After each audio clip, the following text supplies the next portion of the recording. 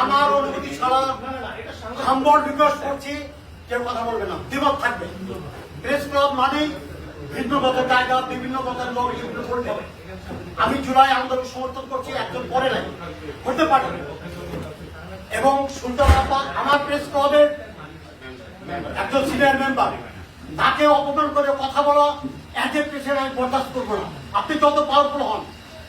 আর একটা রিকোয়েস্ট, এখানে যদি কেউ সাংবাদিক ছাড়া কেউ থেকে থাকেন এবং কথা বলতে চান, হাম্বল রিকোয়েস্ট করছি আপনি এখান থেকে বেরিয়ে যান।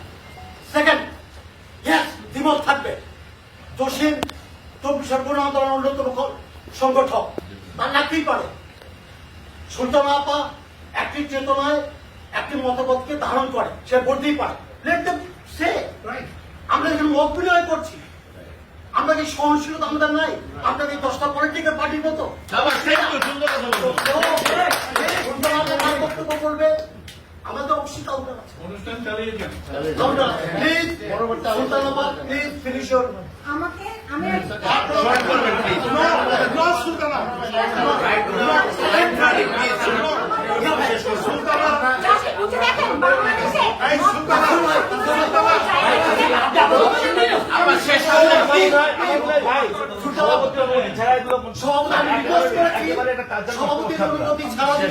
কথা বলেন, আপনারা যদি সভাপতির বাইরে কেউ কথা বলবেন না। সুলতান আপা, হাম্বল রিকোয়েস্ট, আমরা কর্মভাষীর বক্তব্য যেতে চাই না। আপনিও এই ক্লাবের একজন সিনিয়র সদস্য, প্রবীণ সাংবাদিক, আপনি ধন্যবাদের অবসর ঘটে সবাইকে ধন্যবাদ দিয়ে অনেক ধন্যবাদ।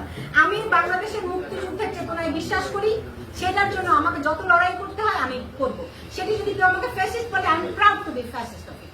And you are faces. Yes, yes.